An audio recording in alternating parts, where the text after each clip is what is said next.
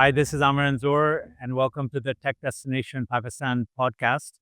We are sitting here with Sayed Ahmed, who's founder and CEO of DPL IT, which is a leading company in Pakistan, does outsourcing and offshoring all over the world. And it's just been voted Newsweek's Global 100 Most Loved Workplaces. So that's quite a privilege. And that's a global award that they've won. And what I wanted to get today out of this podcast is how did Sayed start this company? How did they build that culture over the years to be in a position to win such an award? And how he recommends other companies do the same for taking their business to the next level. So Sayed, thanks for being on. So just talk us through this award. What is it that you recently won? And how did you go about winning it?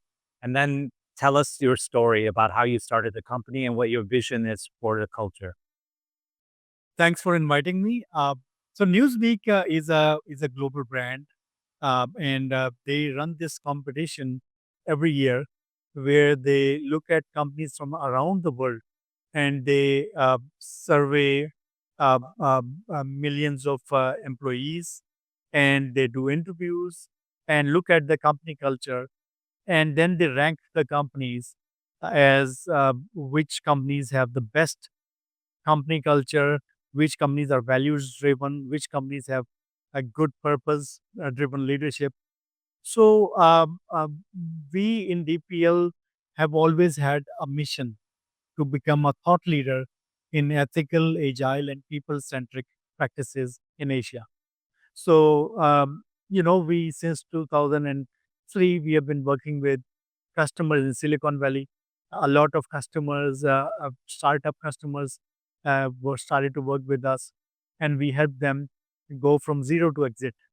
And working with these startups over time, we started to face a challenge because Silicon Valley works at a fast pace, and they expect innovation from their vendors and their teams. And what we figured out was that traditionally in South Asia, Pakistani Indian companies are very corporate. They're very kind of RFP driven. They're very instruction driven people, and the culture is very corporate. And uh, the expectations of Silicon Valley companies is to be fast, is to be very agile, and they expect people to question, to think critically. And what they were getting was that companies in Pakistan and India, they would never question. They were too compliant, being corporate companies. They would there's this thing called a yes sir culture in these countries. And our customers, especially the Silicon Valley startups, wanted us to be more like a more innovative. They wanted our people to be more innovative. They wanted us to question. They wanted us to think critically. So over time, we discovered agile. We discovered this new way of project management that happens in Silicon Valley. The new kind of a culture, the kind of a flat company culture there is. There is a term for that. They call it counterculture. So, like, for example, Steve Jobs used to have a pirate flag on top of their Apple headquarters. The counterculture basically encourages critical thinking. Counterculture encourages people to question established norms and come up with new ideas. And they want every single person in the company to be at their best, to be at their full potential. So instead of like in factories where only the top management is supposed to think and all the others are just hands on deck and they don't think for themselves. So we had to kind of create that kind of a Silicon Valley like culture in Pakistan. And and that was the motivation basically because our tagline was innovation as a service. So we had to create a culture that was more aligned with the Silicon Valley expectations. But once we started on the journey, we figured that in South Asia it's much more difficult. The hierarchies are much more stronger. The compliance mindset is much more stronger. So we went on a journey in 2010. We started to transform our company towards this journey of making it more innovative and transforming our company towards um, bringing our people towards their full potential. So that's how we started to transform our company, and we created this culture that we call rebel ethos, and it's a very unique culture we created in our company. um, I think in Pakistan, India, you don't see too many companies like us, but that's why this award that we got. We are the only company from South Asia to be at that global list. But in Silicon Valley, you'll see every other company to be similar in that. The kind of culture we have been able to create here is like Silicon Valley. So how do you create a culture without the yes sir, uh, the mentality? Because for instance, I've hired in the Philippines, I've hired in Pakistan and India, Bangladesh, and first question is, I always think is, should I have them say sir to me because I was living abroad, and so they, and I know you guys are very anti using the word sir. What does that represent for you, and why are you so anti the word sir? So the thing is that if you need to innovate, you need every person in the team to be able to question each other, regardless of their position or authority or other things. Generally, in innovative startups, there are no hierarchies, and even a programmer can challenge a CEO if that person has a better idea. In companies like Google, they have this thing like ABC testing. So if the CEO has an idea and a programmer has an idea and another guy has an idea, the position or title will not decide whose idea is going to work, but they will just put all the three ideas into action, and the data will tell which idea is better. So so so so first and foremost, this hierarchy needs to be killed in order for you to create that mindset where anyone can question anyone. And for innovation, a prerequisite is what we call positive conflict in agile. So conflict in generally in corporate culture is seen as a bad thing. You're not supposed to be in conflict. You are not supposed to challenge, especially if it's a senior person. So there is a term for that, that you call artificial harmony, where you don't agree to someone's idea, but you just choose to stay quiet. And slowly that ki- kind of the corporate company goes down because the good ideas are not coming up. So in Agile, they encourage positive conflict. They encourage that as long as you stay positive, you are supposed to fight for the good ideas. And regardless of the titles, they say in Agile, no titles, no exceptions.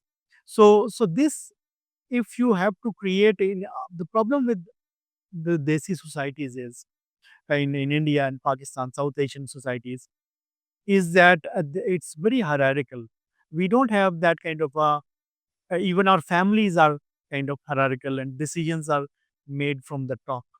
So that kind of discourages in schools.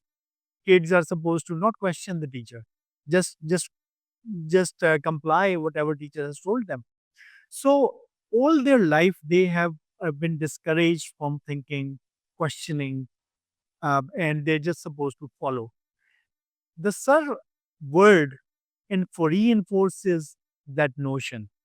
So it's we think of Pakistan and India as the post-colonial countries, where when the British came in, they were supposed to be superior than the local people who they were ruling.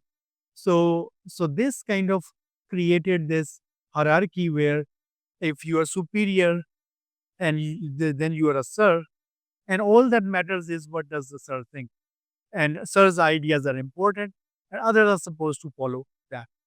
And now this with this Silicon Valley, even in America, Silicon Valley challenged the hierarchical society, British society culture that was there in New York. So in New York, there's a banks and other corporate companies. There is hierarchies. There is that kind of a culture. But Silicon Valley came up with a counterculture, kind of a hippie movement, where they rejected all those those ideas. That's why when Facebook IPO was being done, so Mark Zuckerberg came in the IPO. It was the largest IPO in the history of America. All the bankers were there in their suits, and all the chairmen and the CEOs. And Mark Zuckerberg comes in his jeans and hoodie, challenging that corporate culture, and reinforcing the Silicon Valley mindset that everyone is equal. Everyone's ideas, a good idea can come from anyone. So that uh, we that kind of a mindset where you think there are people who are superior and all the good ideas come from superiors, that needs to be killed. And what we figured out in our company, in fact in the country, people think of their progression in terms of, they think they're senior if they have many juniors under them. So their title tells how senior they are, instead of looking at the value or the ideas they're able to create and generate. So people kind of are always looking to um, uh, get things done based on the power they get from a title. Whereas these ideas, the innovative companies are supposed to kind of run based on respect, based on competence, expertise. This is all that should matter. And for that, we had to do a lot to change the mindset. We have to make people unlearn what they have learned from schools, universities, and their previous employers in corporate companies. They have to unlearn all these ideas. And now, then, initially they become very insecure when you tell them you cannot order someone to do something. You have to convince people or inspire people to do something. People don't know how to do that. People don't know how to inspire other people. They have never used or fine tuned their abilities to communicate, to inspire, to lead, and that's the problem, because they've always just ordered around, which is easy. But inspiring people is difficult.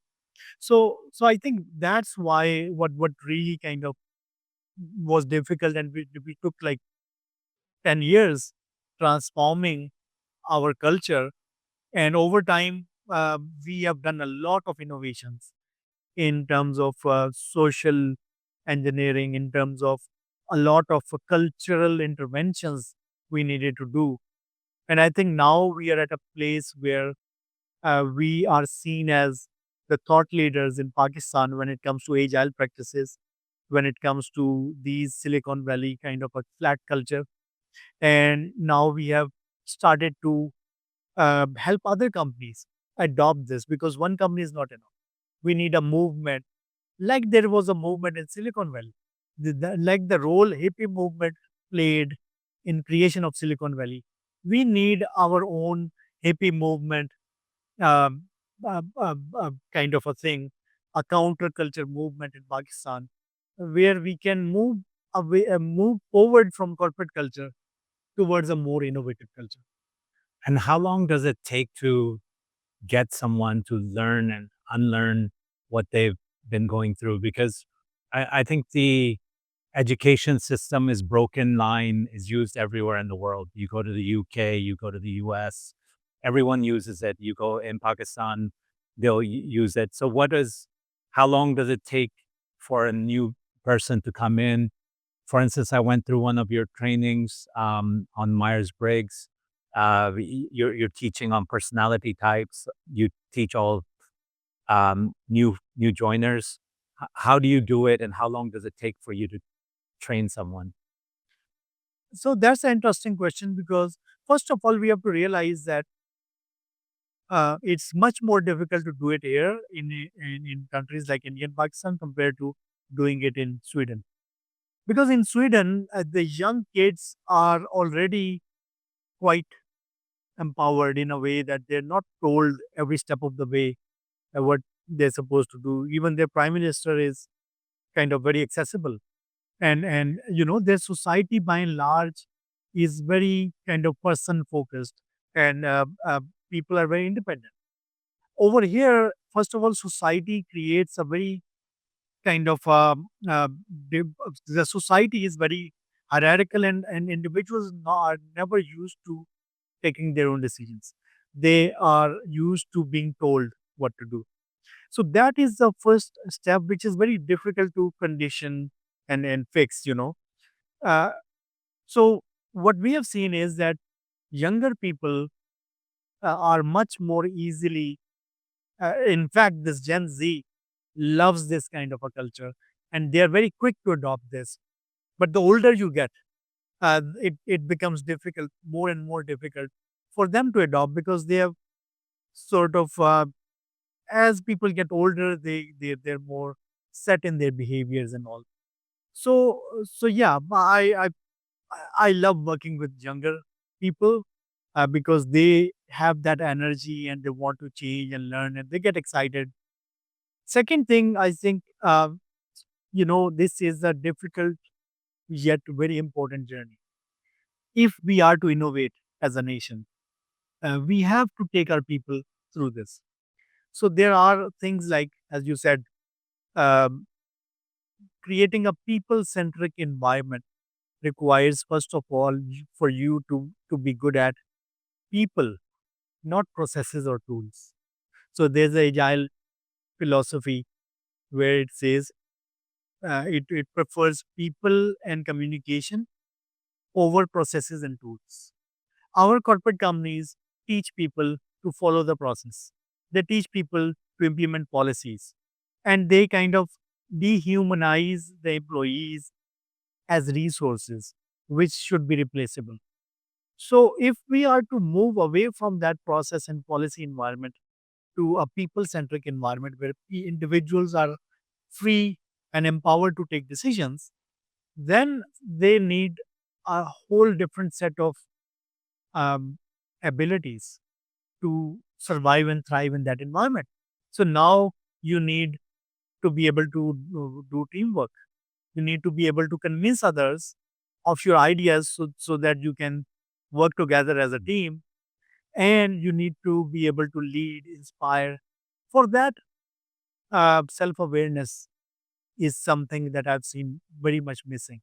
That's where we invest a lot in, for example, self awareness, where people can understand themselves and others. Very important. Secondly, their communication skills are weak. They are not used to be able to, I mean, they just know how to take the order or how to give the order. But when it comes to rallying other people, they don't know how to do that. So communication skills are very important.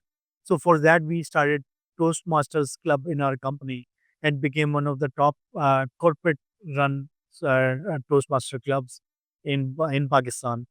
And even though some people came to me and said that you are just improving the communication skills of your technical people, they will just become more sellable in terms of when they give job interviews, and you are not going to be able to hire them.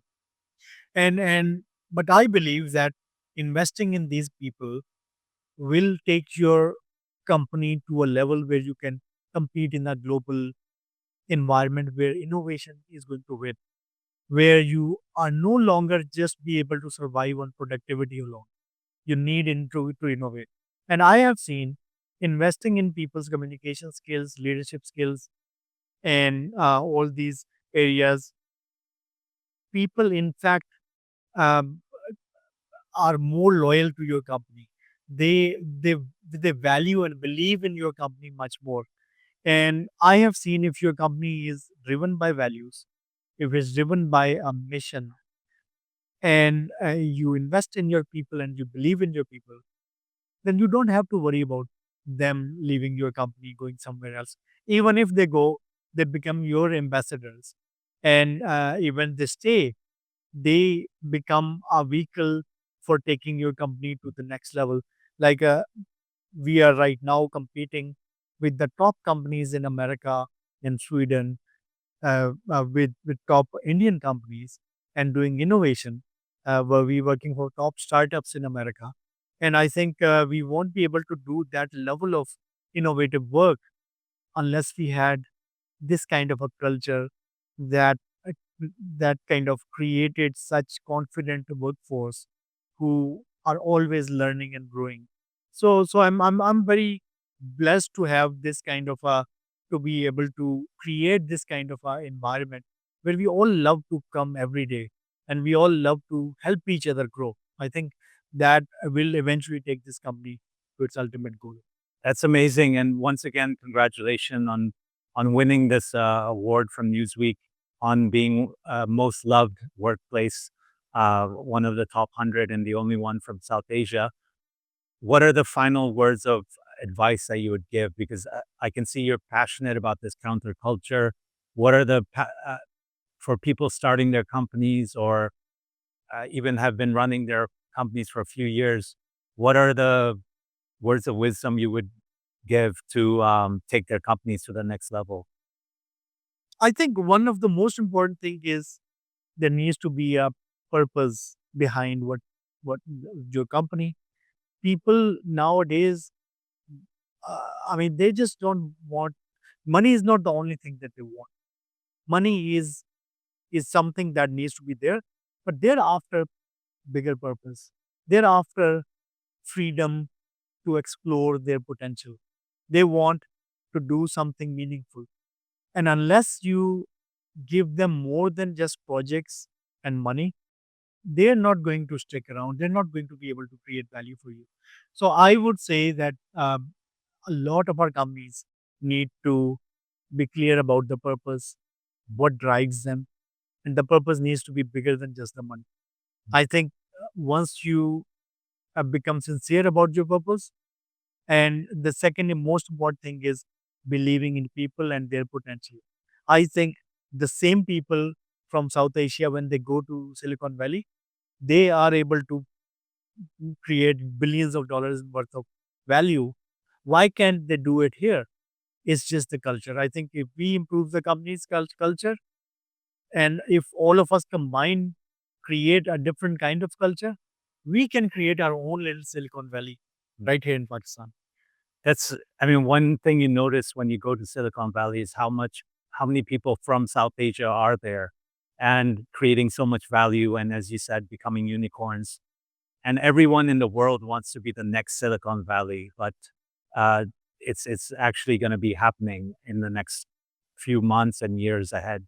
So thank you so much for what you're doing for the industry, setting the trend, and I'm sure there's going to be next DPLs out there that are being inspired by your talk and your wisdom. And I see you constantly giving talks in the community, which is also bringing a lot of other companies up. Sayed Ahmed from DPL, thanks for being on Tech Destination Pakistan podcast, and good luck with your new ventures. And where can people get in touch with you briefly? I'm on Facebook, LinkedIn, and I have a YouTube channel as well, Sayyid Ahmad DPL, where I routinely post my thoughts. So they can reach me out on LinkedIn. I'm fairly available. Perfect. Thank you so much.